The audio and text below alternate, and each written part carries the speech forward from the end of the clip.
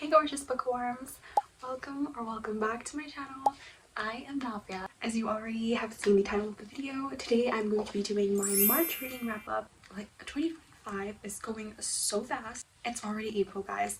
We do this reading wrap up every month. I've done one for January and February. If you want to check that out, I will definitely be linking it here somewhere. March was an okay month, I think, for reading overall. Definitely I've read less books compared to January and February. It has just been like declining the amount of books that I've been reading each month.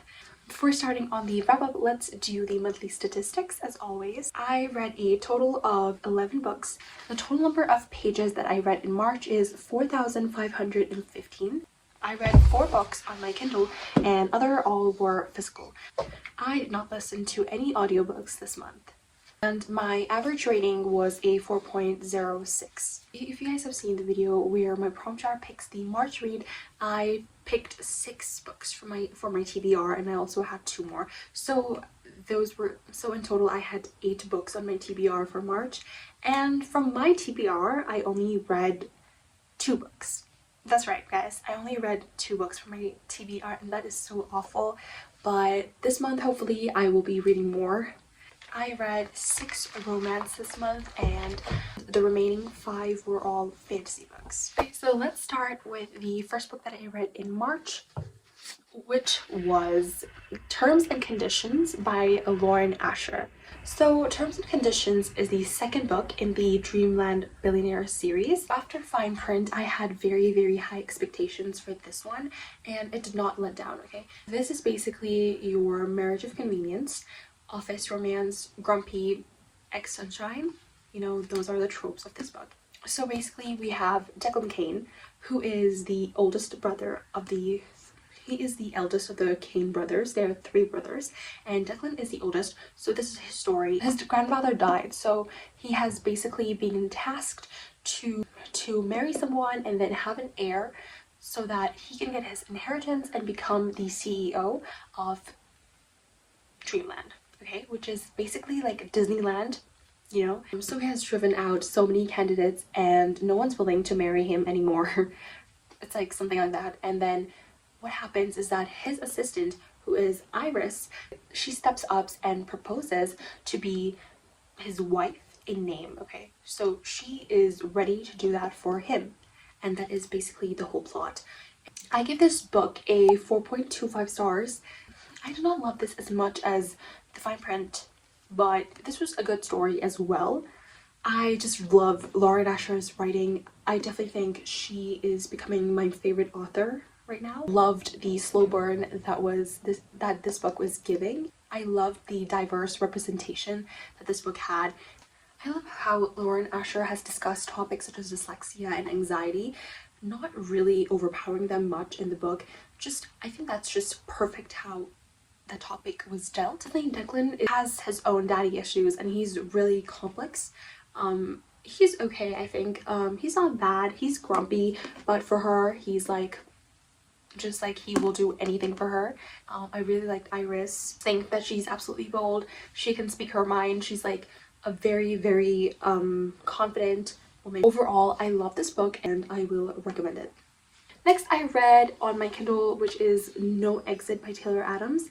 This is basically a mystery thriller kind of book, and basically in this we follow Darby. Okay, so she's like on her way to visit her dead mom, but she gets stranded on this remote highway rest stop, and a blizzard has just shut down the roads. It leaves Darby with like 4 questionable strangers. She also does not have any cell service, nothing. Like, she can't even go out in the snow, so she's just stranded in that place. She just has to stay there.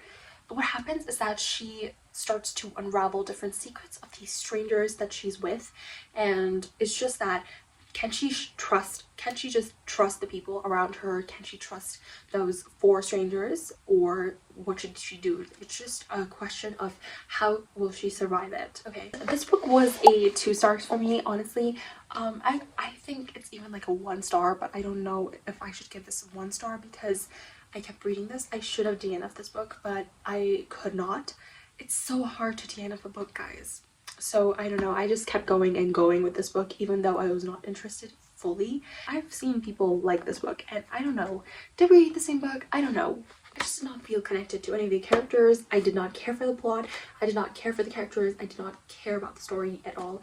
I just wanted to finish this book. The writing just kind of felt boring, okay? It was super descriptive. And don't get me wrong, I love descriptions. But in thriller books, so much description is not needed, is what I think. I just was skimming so much in this book. And yeah, now that I think about it, I should have taken up this book. I just hated all the characters. None of them felt right to me. Everyone had secrets. Everyone just did not act right. I don't know, it was kind of like just an action-packed kind of book for me rather than like a mystery or a thriller, because there was nothing mysterious about the book. Okay, then I reread the Folk of Air trilogy by Holly Black. The series as a whole is like a 4 stars to me. I read this book back in 2021 and I absolutely loved it. This is the only fantasy series that I've actually completed, so that says a lot. This is the first book, which is The Cruel Prince. This is a book heavy on politics rather than romance.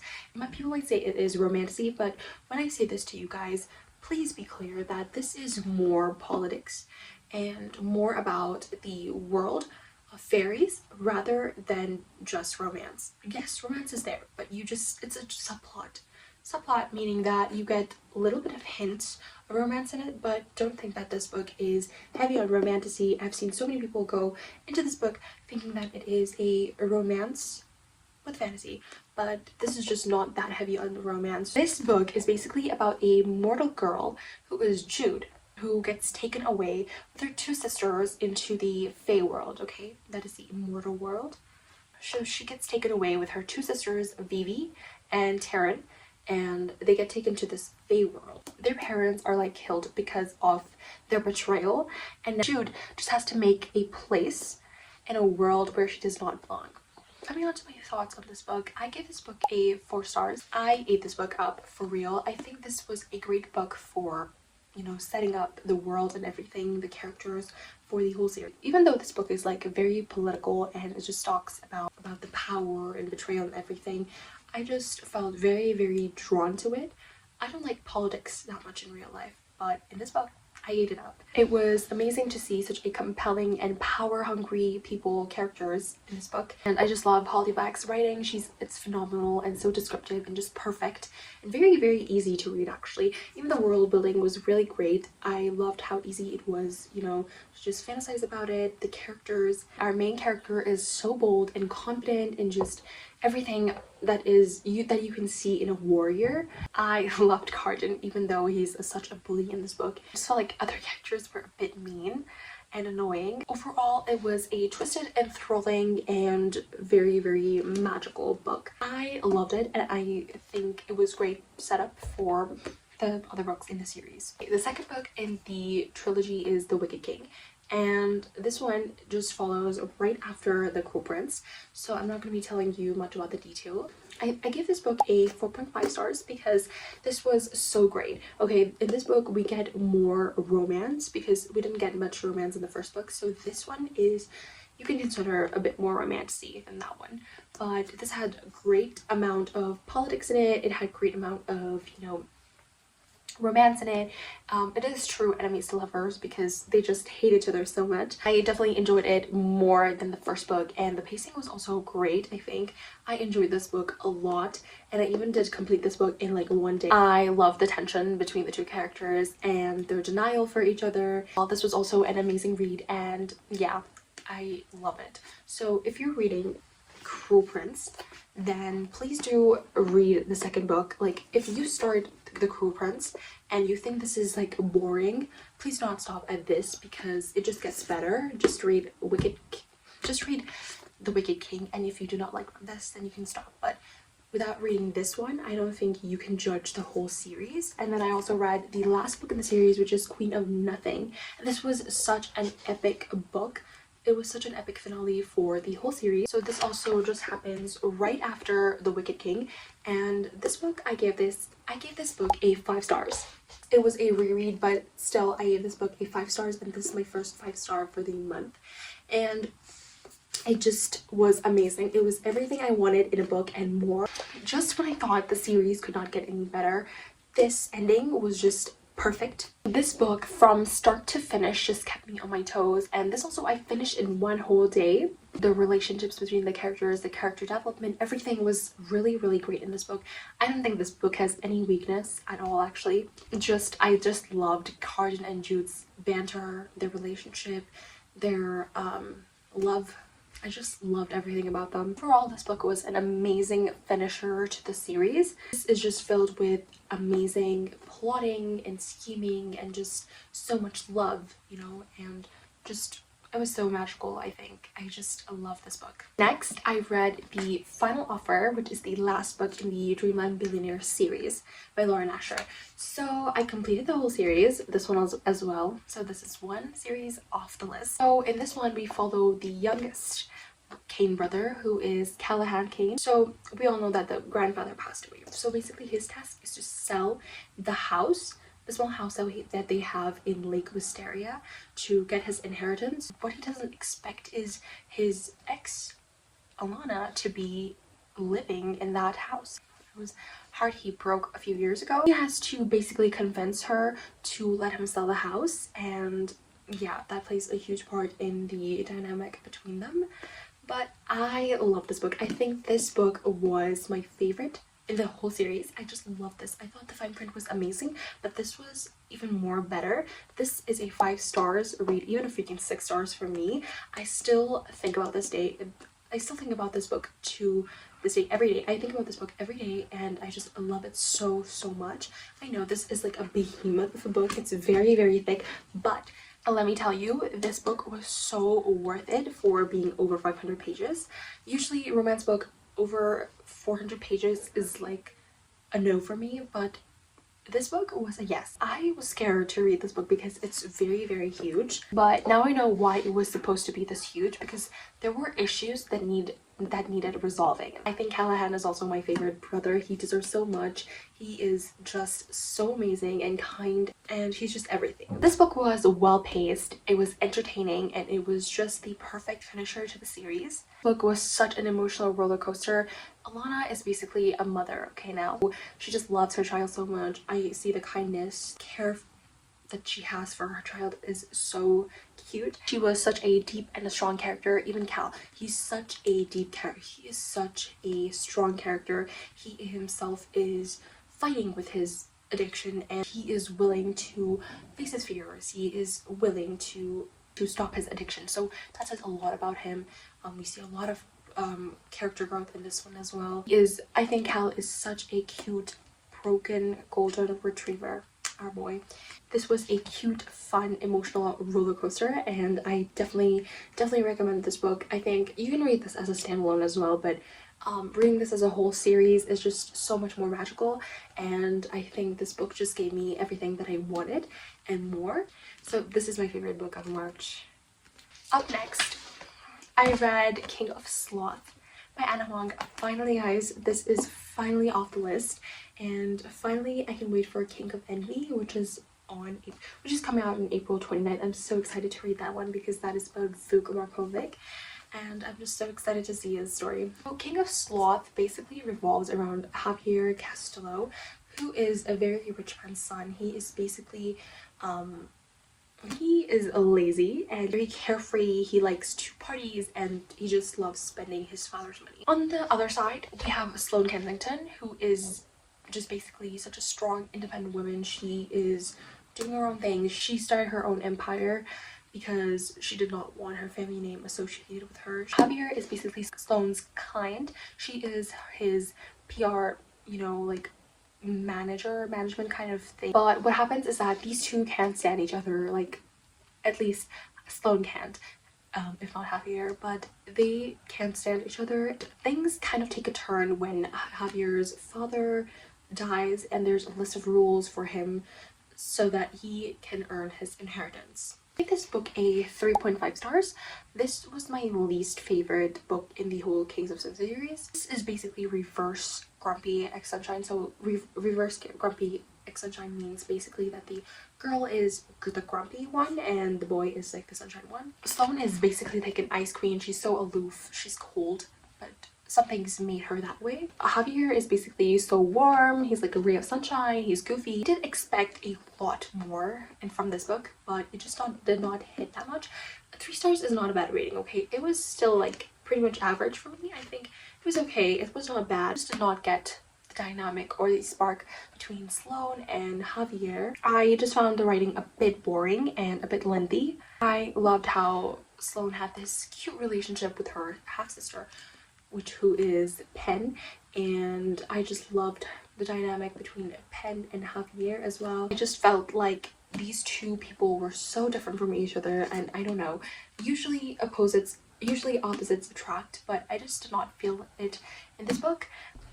I just feel like this book was just not it. I feel like I just feel like Anna Wong kind of lost her spark in this book, but overall it was okay. I'm still expecting a lot from King of Envy. Then I read the Empire series. Actually, I only read 3. I haven't read the second one, but I did read 3 books from the Empire series written by Runa Kent. This is basically a dark romance, but this is not that dark as compared to her other books. And first off, we have Empire of Desire. Basically, Empire of Desire is Dad's best friend trope, and so we have Gwyneth, who at her 18th birthday kisses her dad's best friend, who is Nate. However, he did not reciprocate it, and after a few years the unthinkable happens because Kingsley, her dad, is in an accident and they have to be in this marriage of convenience, and that is the main plot. Okay, I give this book a 4.25 stars. Now that I think about it, I think I will be giving this book a 4 stars. This was actually really good. I loved Gwen, but I also wish that she had a little bit of more self-respect for herself. It was kind of annoying at sometimes, to be honest. I loved her list, that she has this list of negative words that she cannot say, and I love them. And she does have a lot of traumas from being abandoned by her mom. Nate's the same. He also has abandonment issues, and they both go through it together. And I just loved their dynamic. Also, it was cute overall. The next book that I read in this series was Empire of Hate. And this is Daniel and Nicole's story. This is actually the 3rd book in the series, but I just read it before the second book because the second book is kind of interconnected with the other series that Rinakin has, so I did not read that. But we have Empire of Hate, and we see Nicole first in Cruel King. If you haven't read the Royal Elite series, there is a book which is Cruel King. That we have Astrid's stepsister, who is Nicole, and her best friend, who is Daniel. So it begins, this book actually begins years later after that book. She gets a job as an assistant in a law firm, working as a junior attorney, and her attorney is none other than Daniel. So Daniel is basically her unhealthy obsession, her nemesis, and the person she hates, basically. They haven't seen each other in 11 years since Nicole left the house after her mother got arrested. This book was a 3.5 stars. This was my least favorite. I think this book just did not hit as much for me. In Cruel King, Nicole is like a very mean. She's very mean in that book, and in this one she's just so much more. We can see so much depth in her characters. There's like so much character development, and I just loved Nicole in this book. And her actions are still not, I know that her actions are not justifiable in that book, but still in this book she was so much more. She went through so much, and she has definitely transformed into someone better. And the same can be said about Daniel, though. I just did not love him. In this book, he was just acting out of character. He was just so rude to Nicole, and even after knowing what she went through, he just did not care as much, I think. And that is why this book is a 3.5 stars. Overall, it was an okay book. It was entertaining, but definitely did not love the main character as much as the other book in the series. Last one is Empire of Lust, and this book is like my favorite out of the whole series. So in this book we follow Kingsley and Aspen. So Kingsley and Aspen are Gwyneth, who is the main character in Empire of Desire, her parents, and Kingsley and Aspen, They first meet as strangers when they're 17 and 14. What happens is that when they meet, they have this connection between them, you know, they have a passion, and something happens and they just get separated later on. But there's still one connection there's still one thing that connects both of them, which is their daughter. So years later, when they meet again, both this time with hatred. They have so much hatred against themselves. They are filled with hate for each other. This book was a 4.5 stars. I just freaking love this book. I loved Aspen so much. I loved her character. She is so strong and bold because she went through so many things. Okay, she just went through a lot, and she's still so strong and bold and still out there. So, and also King, I loved him. He is such a good character. He is like so good, and he does everything for Aspen, which is more than necessary. I just love the passion and feud that was going on between them. I love their banter and everything that was going on between them. I just loved it. Last but not least, I read Serpent and Dove by Shelley Maharan. This is a fantasy book. Follow a witch and a witch hunter, Louis LeBlanc and Reed Diggory. They cross each other's paths when Lou is trying to retrieve her ring back from a prestigious household while also hiding from her mom. She gets caught basically while retrieving her ring, and she's basically forced to be in a holy matrimony with Reed, who is a witch hunter.